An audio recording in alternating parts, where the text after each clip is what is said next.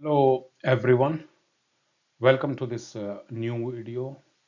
In the first part, we discussed about some components of mainly seed biology, factors affecting seed germination, and this is the continuation of that video. And in this one, we will talk a little bit more about weed biology. It's about plants mainly. So again, the topic is mastering weed biology, the key to effective weed management. Again, I want to emphasize, this point, weed biology studies, so that people remember this again and again, that these studies do not create new management products like your herbicides.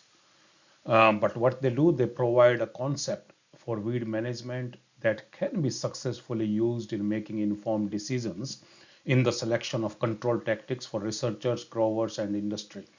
As mentioned in the previous video, these studies, when we are talking about weed biology, weed ecology, they actually provide us some kind of procedures, concept, and that as a researchers, we need to really use them.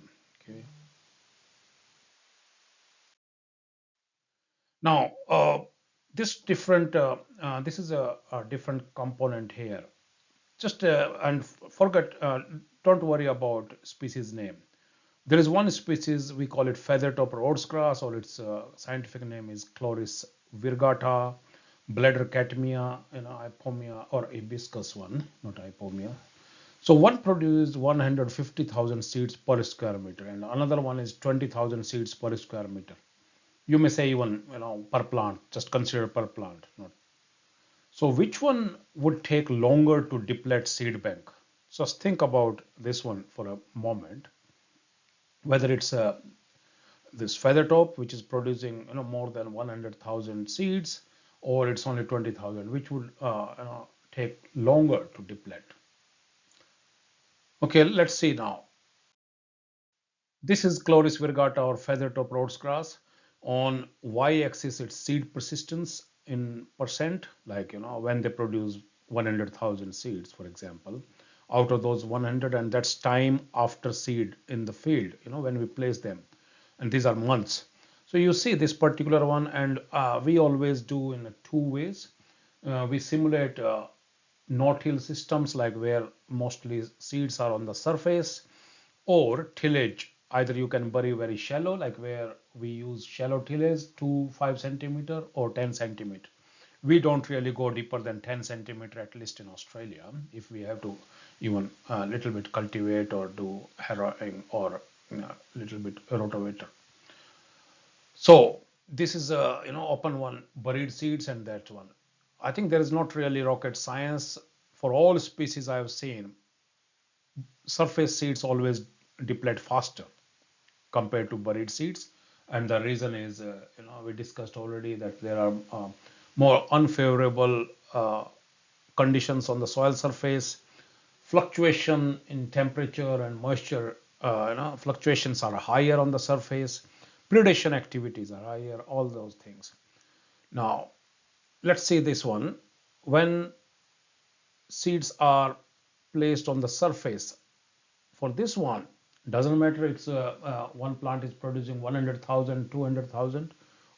This particular one, it depletes within a year, 12 months on the surface. Within the year, seed is already gone. And when it's buried, it takes a little bit longer, around 6 more months. So in 1.5 years, it's gone. And we have seen, and as I mentioned earlier also, we have got rain-fed conditions. Sometimes if you don't really get any rainfall here, and those drought conditions are very common, if you don't really get that one, this seed persistence may go longer, and especially I'm talking about the buried ones. Now if you see this hibiscus or bladdercatemia, see the same thing on y-axis, seed persistence and time.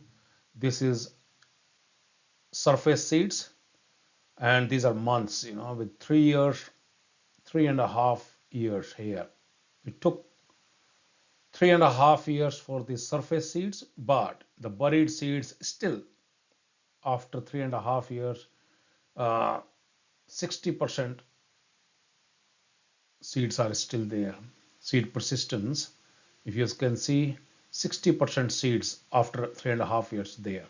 So doesn't matter whether it's producing 20,000, 10,000. These these seeds will last longer. They will deplete slower than this grass species. And what's the reason? We need to really then understand. From the previous presentation, it's about hard seeds. So now this bladdercatmia, or you can say, if someone is familiar with small marshmallow, which is Malva parviflora, or your wild jute, whatever those species, or giant sensitive plant, or touch me not, all these have hard seeds. Urina lobata, and this is a grass one. So you can say this hard seeded nets. So it means these type of species need scarification, and without scarification germination will be very low. It means they will not absorb water and they will last longer, and burial delays scarification as soon as you bury them. So now I think it's all clear that it doesn't matter whether it plant is producing 10,000 or 100,000. Your seed persistence is related to the seed biology. Second, many people will be familiar with this species, common saw thistle, milk thistle, sometimes farmers call it, or it's Onchus oleracea. It's a wind-blown species, and this Argemone mexicana, in India, Satyanasi, or Mexican poppy, Argemone mexicana. So these two species also we studied. The same thing, seed persistence on y-axis, x-axis it's a month, and you see surface seeds. It took 18 months, 1.5 years for this common saw thistle to deplete its seeds completely when they were on the surface. And just for your information, how we do this these studies, we place known number of seeds in nylon bags, and nylon bags where air, water can move easily, freely, and but seeds can't exit those apertures. So we put them and then we bury at different depths and also on the surface. That's how we test this one. And there are different replications, sometimes different soil types. We found that soil type can also affect seed persistence. Somewhere your heavier soil may help keeping this viability for longer period of time. Okay, come back to this one. And then when they were buried, it took around 2 years. The same thing here. If you say Mexican poppy, it's very different. And I was surprised, and we repeated this trial 2 times. I was surprised that within 6 months, surface seeds were gone.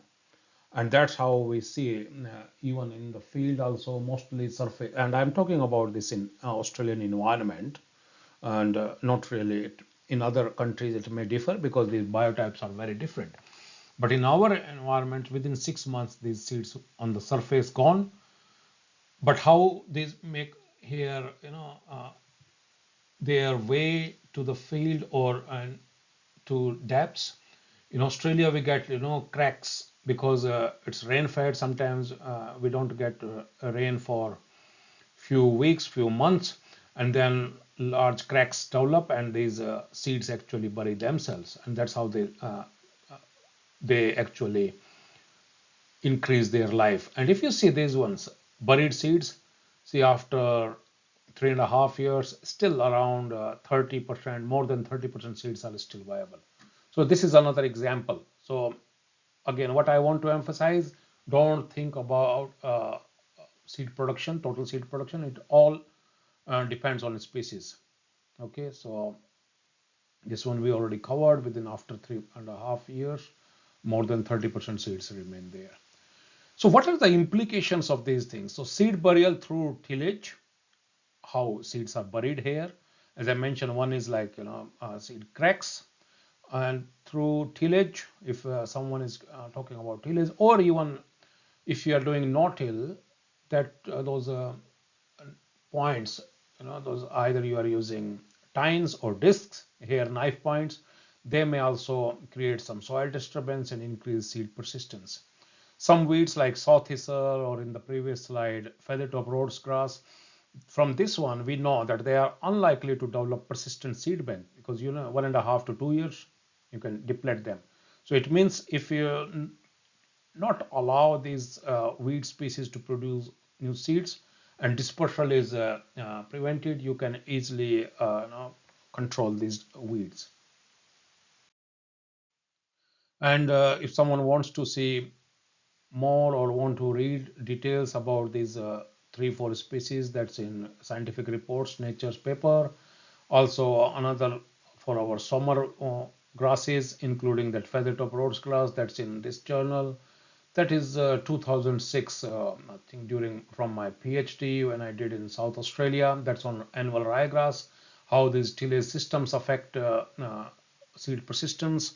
And this one is recently from Queensland, and that's on, we call it awnless barnyard grass in Australia, but in jungle rice is known in the US, Echinoclea colonna. So these 4 papers on different weed species. You can check more if you want to read more about seed persistence. Now, weed emergence patterns. This is very important, and this is important where we follow rain-fed or dryland agriculture, because when we start giving irrigation, we actually influence or affect their dormancy and germination or emergence. But this one is more applicable, more important in rain-fed areas. So weed emergence always, this is a key process. And why is that? Weed emergence pattern, it determines 2 things. One is amount of weeds, how many weeds will germinate, and second is timing. If you see this one, like this is just different populations of barnyard grass or awnless barnyard grass, jungle rice in Australia. We did that one, and what is we usually not days after planting. We actually, because in those conditions it depends on cumulative growing degree days, we calculate. So you can see that not all populations are behaving the same, but the maximum emergence of these different populations of jungle rice or Echinoclea colonna was maybe around here maximum, most of them after 3,500 growing degree days, but this particular one keep growing. So I think this is very important to understand, and that will define the timing of appearance. If it is in a crop, yeah, if your crop is also planted, when your crop is emerged, and if you have not used like pre-emergence herbicides, how this weed will emerge, that and then when to use your post-emergence or other control measures, so that you are not really wasting your time. For example, for this one, if you uh, include or intervene here and bring some herbicides, you'll still know that some weeds are keep growing. But for them, we know that okay, most of them have germinated here. This is the time I need to really go and spray these ones, and you can easily control. So these 2 variables, that's why these ones, timing of appearance mainly, and the number of weeds, they actually justify or don't justify application of herbicides to the crop. So it's all clear from this one. This is my second point. And again, if you want to see this more, you can check this paper, germination pattern and seed longevity of Echinoclea colonna in Queensland. Weed emergence highly dependent, first of all, on tillage or establishment system. Sometimes establishment can be like people are talking about direct seeded rice or transplanted rice, or no-till system, zero tillage system, or conventional tillage, reduced tillage. Just for people outside of Australia, we differentiate between no-till and zero tillage. One where you are creating some kind of disturbance with the even, and that's actually has some soil disturbance. What is when you use disc, there is no disturbance at all, little bit, very minimal. Okay, so that's how they are differentiated, no-till or zero tillage. And also it's also depend on environmental variables like temperature, moisture, soil structure, and I would say mostly these two. And if it's a irrigated condition, then it's gone, it's mainly temperature.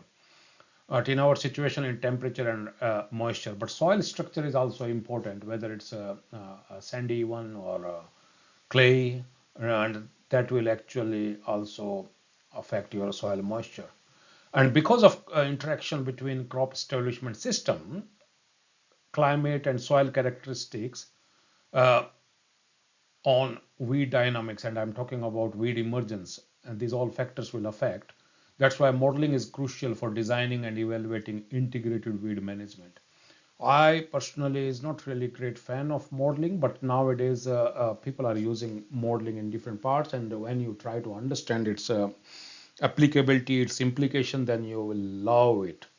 But I feel modeling is mostly done in the office or in front of a computer, and that's why I always emphasize that people who are working in the field, they should learn those models, and they should use actually, so that they know what's right, what's not right, okay, rather than people sitting in the office decides about they decide about these type of variables.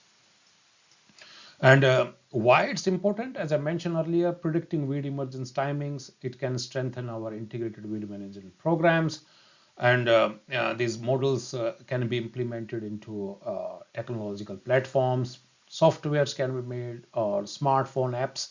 Something is going on now, and after this AI machine learning, this will be very important, and they can help to unleash the potential of these decision making tools. Okay, decision system tools. And also I feel this is more applicable in areas where there is no irrigation. We always depend on rainfall, but also in irrigated conditions also for some of these key weed species. It's very important if we know that or if they don't have any dormancy, like our common saw thistle or milk thistle, for there we know when they emerge mostly, and depending on their uh, distribution in the soil profile.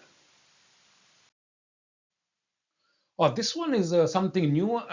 It's new, but I know I actually reported or found maybe 20 years back when I was in India, and some of, I won't name, but some of my teachers or seniors, they said that it's rubbish. It's not really possible, but looks like, I was going in the field and I knew that was happening. And then here again, and also we found, for example, some summer weeds in chickpeas, and people thought that, oh, this is not really, this is only just imagination, but that was happening. And I was going to different fields, I knew, and I have traveled for this type of work more than 20 countries or projects, so I knew somewhere it was happening. But people who were just sitting in one state, one lab, or one university, they never believed. And I would say about this one, this is ryegrass. Annual ryegrass is Australia's number one winter problematic weed in grain systems. And in 2015 or 16, I had a postdoc, and we found that it's actually growing around cotton. Cotton is a summer crop, and we reported, but then again, funding bodies came and they said, no, it's not really happening. And now, after several years, I have got a project, and they realize, and by this time it's too late, because now we have got several biotypes. So this seasonal expansion is real. So let's come to this point. In Australia, like South Thistle, around 20 years back, when I was in South Australia, or maybe 15 years back, if you go, it was mainly a winter weed in Australia. But now we can see this one throughout the year. Similarly, this flaxleaf fleabane, we call it Coniza bonariensis, Chenopodium album, fat hen, or bathu, that's expanding now in summer. In our situation, ryegrass is in summer, and we are already writing a paper on this ryegrass, its expansion. Uh, Jungle rice we already published. I'll share that paper. It's actually now germinating in spring, and also in winter. Also in our situation, it's a summer one, but it's now becoming problem in wheat in winter. And similarly, this feathertop rhodes grass, this one, our one paper accepted, but another one we have submitted. Now, this is called phenology when we are talking about seasonal expansion. So how will you study? It's phenology, like people mostly know phenology when we talk about crops, their phenology, but for weeds also it's very important. Phenology is the study of the timing of plant growth stages in response to environmental factors. And those two factors mainly, I would say, temperature and moisture. But also for some weeds, it's also what you call photo period, uh, sunshine hours. And weed physiology is phenology is very important, and helps to understand weed crop competition. Okay. Now, how we do, for example, from April to December, or even throughout the year, that's mainly uh, for 1 year. But we did, like, I'm not talking about this one. That's only 6 planting times. We planted a weed. This is just an example. Every month we planted there these arrows, and then we checked that their stages, growth stages, and then their biomass, but most important, how many seeds they produced when they emerged or germinated, most, for example, in April versus in September. And then where to target, when to target these type of things. But nowadays we are doing throughout the year rather than only six planting times. We are doing throughout the year. And as I mentioned, temperature and photo period are very important. So this type of knowledge, when we have that knowledge of the biomass, seed production, growth, that's critical to understand weed growth, seed production, biomass, level of, and in the end, if they are in the crop or in fallow. Fallow is very important here. So their potential competition with other with different crops. That's really important. This is, I think, yeah, that's from that barnyard or jungle rice or Echinacea colonna paper. This is just example. It's mainly a summer weed, and in Australia, our summer, that's our spring, September. Just we are going out of winter, spring starts, and then these are summer, and that's autumn, and that's winter. So if you see here, even after summer is gone, some plants they germinated in March, which is autumn, but over then, cold temperature starts in May or June, and by that time it experienced that condition, and they still produced, one plant still produced, and just these plants were grown in pots, well watered. So this is only to test, uh, not in the field, just to test which will survive. And you can see that more than 17 18,000 seeds per plant were produced, but compared to this one, it's they produced 100,000 seeds.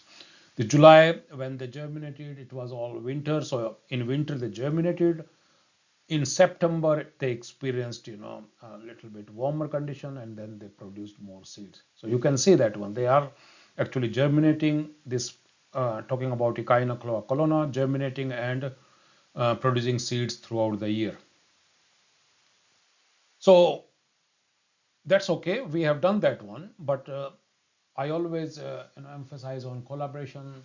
I'm not really a molecular guy, or people who have got that knowledge about gene, or what's happening, like adaptation mechanism. So we need to understand what are those adaptation mechanisms, what's happening, how many, not all plants will survive, but what's happening with those particular plants, we need to understand. Are they different than the others? Okay, you can see, like, if they are producing, just example, 20,000 seeds, all those 20,000 seeds will not be the same. Some will be dormant, some will be non-dormant, some will produce bigger plants, some will small. So these all things we need to understand. Also need research on dormancy of, these ones, like we did not include other parts, like we should check these also, like if they are producing seeds, are they all dormant versus these ones which are producing in summer. Okay, and also their growth, and very important, if they are becoming problem in other season, if they are expanding their seasonality, do we have control measures for those ones? Like, for example, now growers call me and they ask for herbicide options for feather top rhodes grass in winter. No, because these herbicides are not on the label for winter grown feather top rhodes grass. So we need to really uh, need to develop integrated weed management options in such situation. Also need to see, like, this ryegrass, it's very important in summer. Are there dormancy related genes? Are there different biotypes? These all things need to understand. Now, this is another example. It's with amaranthus, like cholai, amaranthus retrofluxus, amaranthus viridis. This is from my PhD student. And again, it's a summer weed.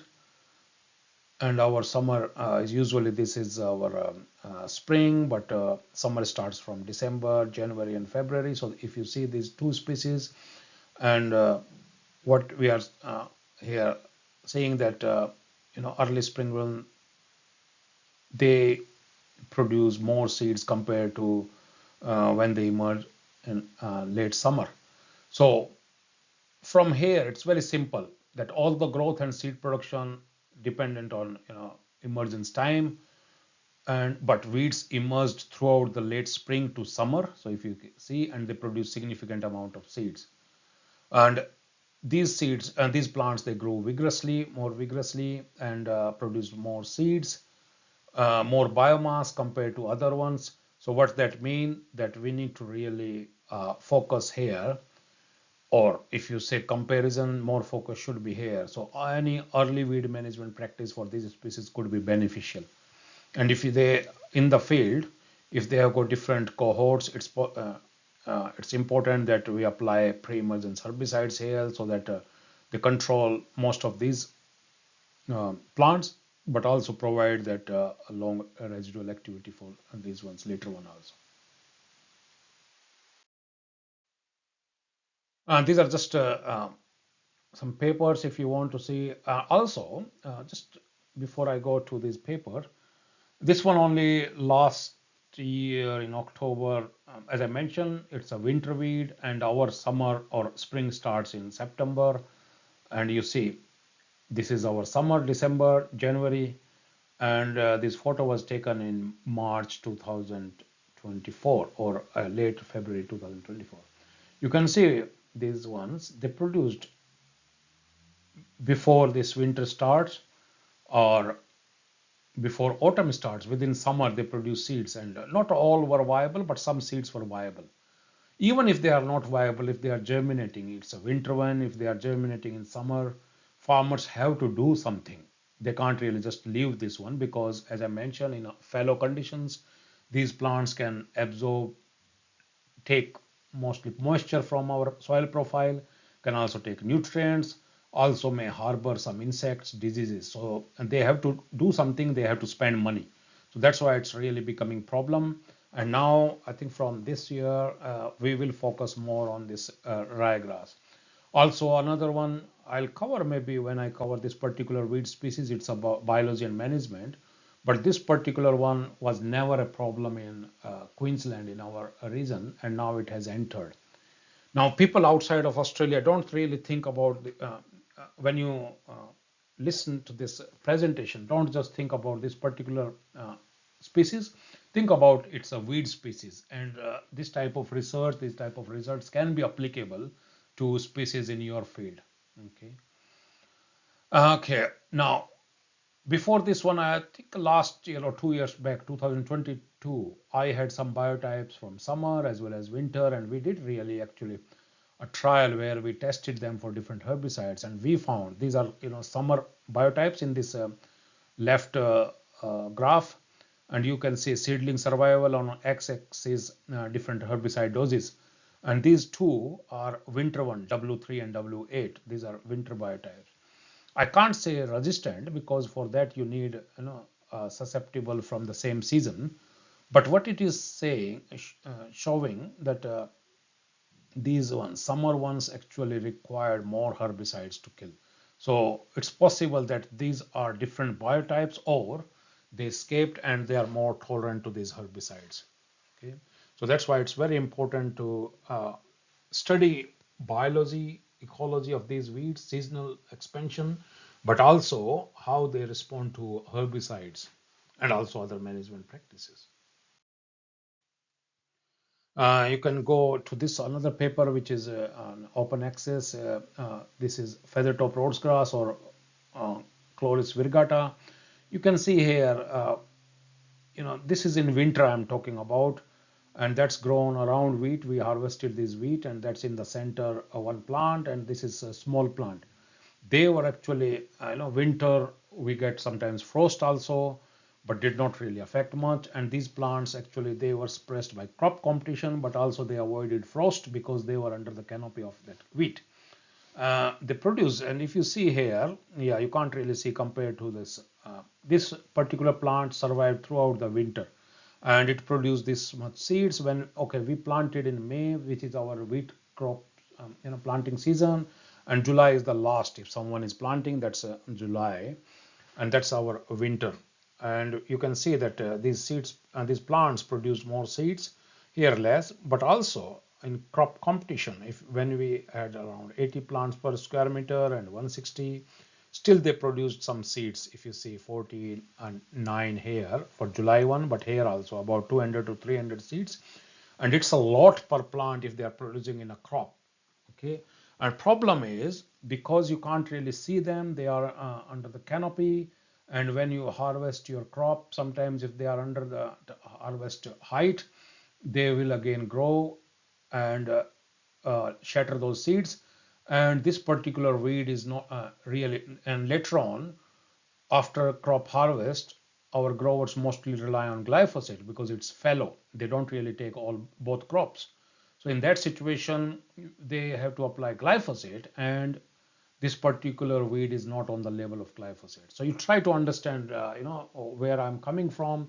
So it's really creating a big problem, seasonal expansion, but also creating problem. And if they are herbicide resistant weeds or plants, they will create more problem. This is, as I mentioned, this paper already published in Weed Science on jungle rice or Echina colonna, or we call it ownless barnyard grass. Again, it's a seasonal expansion. I already mentioned this one, but you can see the paper. And if you see the minimum temperature, when I am saying it, minimum temperature, it goes less than 5, sometimes 3 degree. And here it close to 0, but still these some of these plants survived and produced seeds.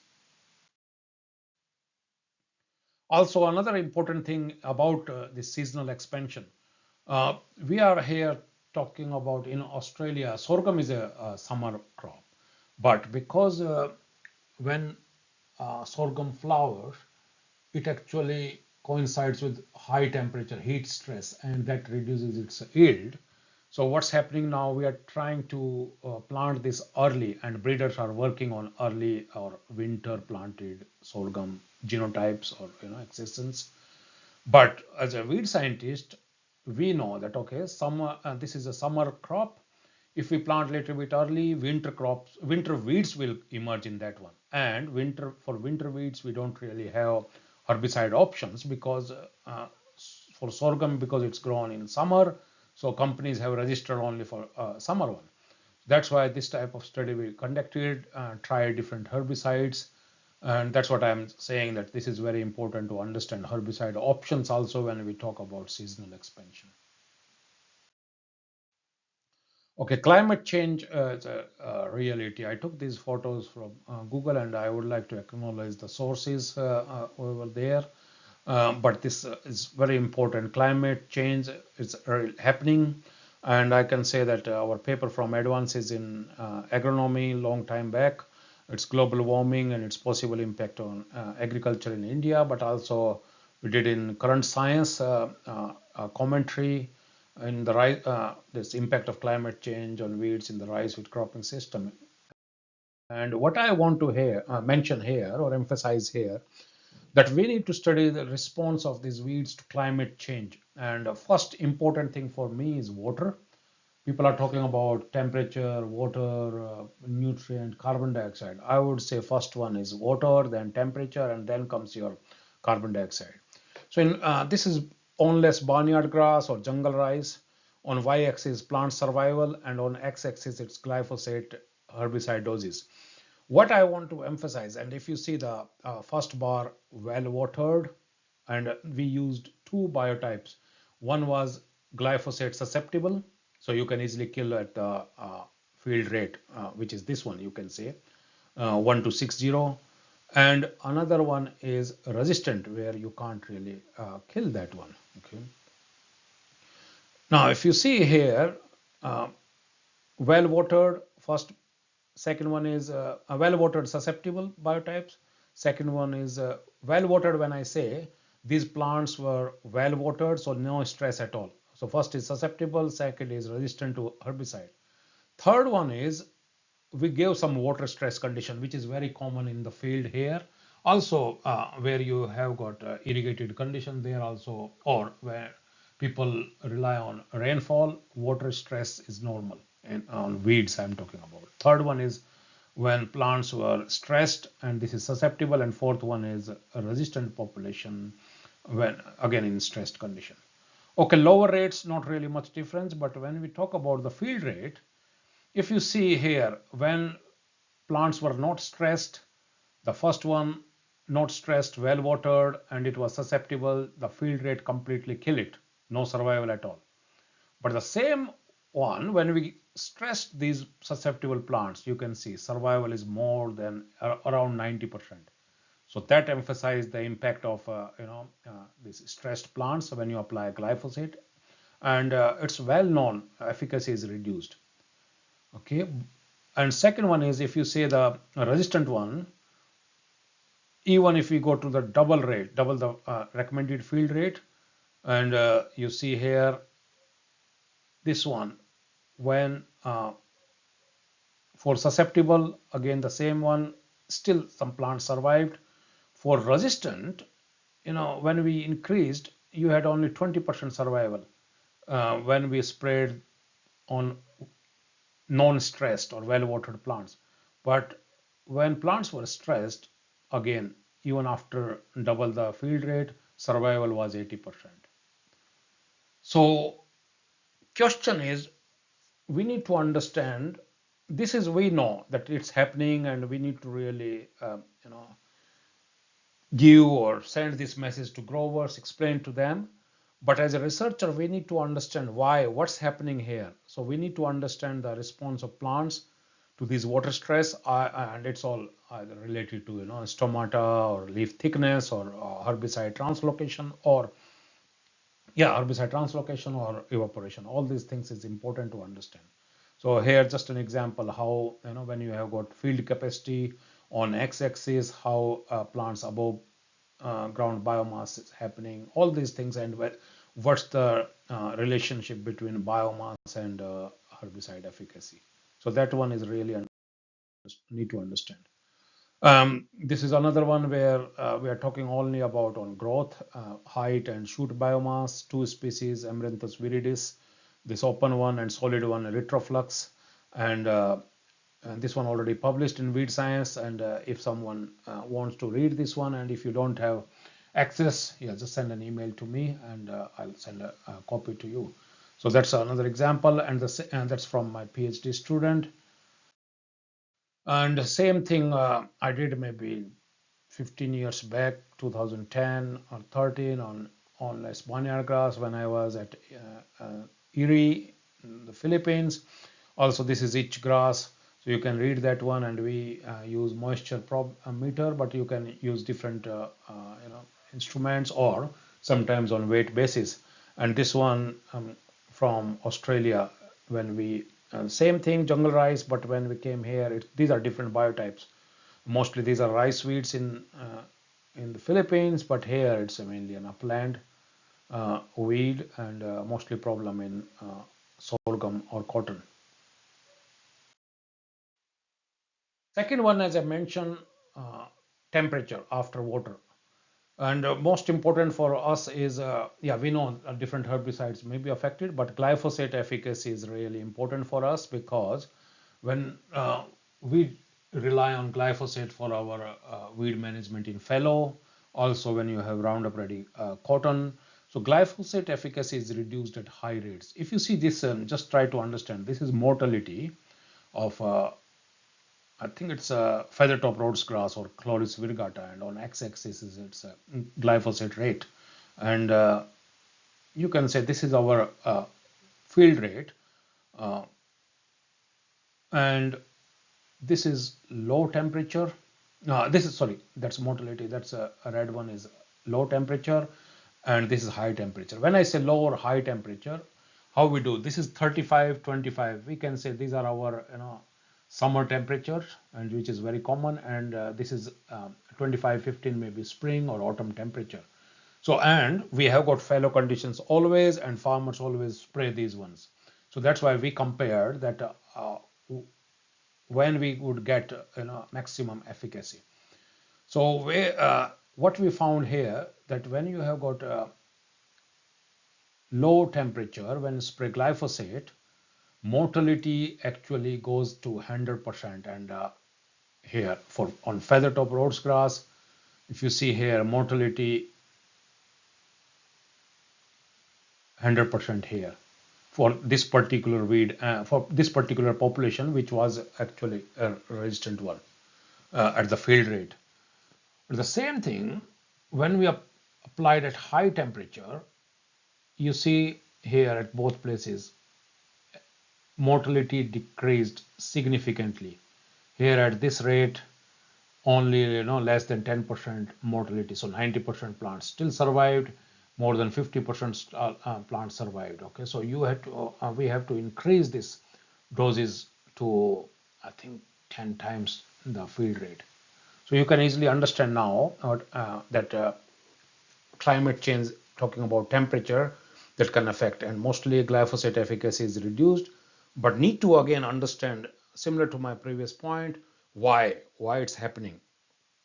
And again, mostly it's evaporation, and also or faster evaporation or translocation, but also with the private companies, researchers need to really develop something like, okay, we can't really change much, we can just mention this to growers, but if there are continuous days where it's high temperature, sometimes growers say spray during night time, when it's lower, but glyphosate does not really, it takes, you need to have consider 2 to 3 days of the temperature after spray, not only just 4 or 5 hours. That's not really enough, because after it has entered, that temperature after that also can affect. And researchers have found that 3 days to 4 days is very important. So even farmers know this one, that they would get low efficacy or lower compared to this one. They don't really have any choice, because if they wait for long, these plants may get biggest, whatever you say, and they will never get that efficacy. That's why they have to spray. So my question is, private companies need to think about, do we have some kind of adjuvants or wetters or something which can help penetrate faster this herbicide into these plants at these conditions. And I feel that better understanding of physiology will help to understand. If someone wants to read more about these results, this is that paper published a long time ago, maybe 2 years back or last year. And this is our book from Springer, Crop Protection Under Changing Climate. And yeah, again, this book has there, but this is another example where it's talking about wild rice or weedy rice. Sorry, weedy rice. It's the same Oryza stiva, and in the US they call it red rice. If you see here, these are carbon dioxide uh, concentrations: 300, 400, or 500. This one, this white or open humble one is cultivated rice, so our normal rice, and that's a red rice or weedy rice. Okay, what is happening here? Total biomass. If you see this, without going in this text, if you see, when we are, I think at the moment around here, but maybe few years back we were here, and we will soon be at 500 or 700 micromole or ppm stays here. What it is showing, that the same, and they use different genotypes or different varieties, biotypes of rice as well as weedy rice. You see, weedy rice actually, when you increase carbon dioxide, they responded more positively. And both of them are C3 plants. But compared to your rice, they responded more, and what it suggests that they will have more biomass and more seed production. So a greater physiological plasticity and genetic diversity among these weedy rice relative to rice may actually affect weed crop competition as carbon dioxide increases. And Louis Ziska did lots of this work, and it is mainly from his teams and his research. Also, he did a good job when he was at Erie long time back. I never met him there, but I met him at a later stage, and he did lots of work on different weed species also. However, this greater variation may also provide unique genetic resources. So some people can use, if they are working with breeders or biotechnologists, we know that they are the same species. Can we bring these traits and incorporate in our rice? So that's a good thing, but not good for weed management point of view. This is again another one, because earlier, first one I mentioned about temperature, moisture, second temperature. This one is carbon dioxide. Again, glyphosate. This is shoot biomass. Same Chloris truncata. This one is windmill grass, not feathertop. This is different one. And we did a trial. You can go, and this is an open access journal in scientific reports, and we can see here glyphosate efficacy and elevated and current. If you say current is 450 ppm and elevated future one is 750. So first one yellow, these ones blue, and then the third, fourth, these ones. So first two are resistant biotypes, and second two, last two are susceptible. And first one is current carbon dioxide, and second one is elevated. So if you see here, you see at a glyphosate, maybe just say field rate around here 360 to 720. What we see that shoot biomass, or if you see about the susceptible one here, susceptible one at this field rate not really did not produce anything when this weed was grown at current carbon dioxide. So it means this herbicide killed completely, but it survived at higher carbon dioxide concentration. Okay, so you can see here these two, although not significant, but I think if you just emphasize on survival, even or biomass of this one, even it's in 0.234 grams, even if they produce 10 seeds versus 0 seeds, it's really a big thing. Same thing if you see the here, double the recommended rate.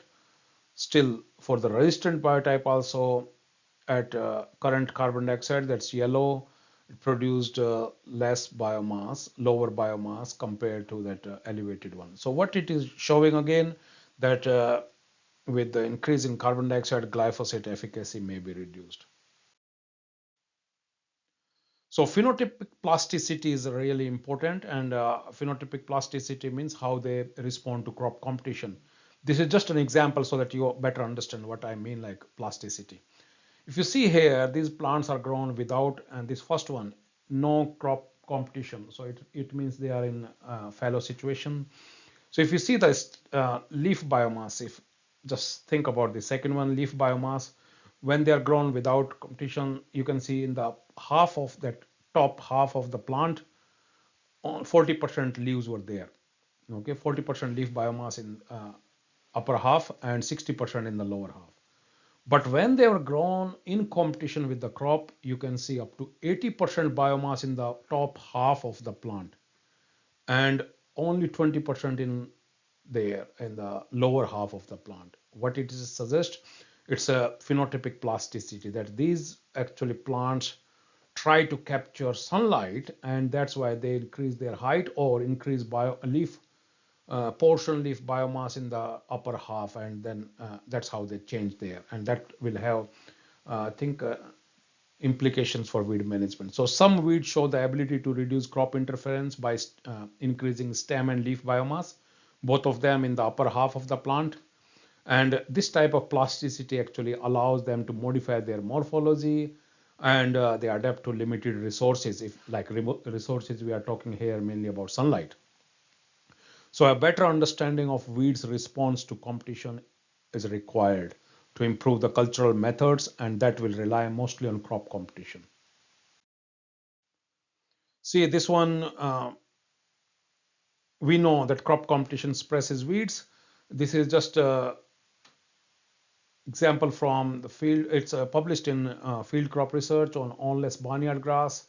And if you see seed production, one is 20 centimeter row spacing, that is 30 centimeter row spacing in rice.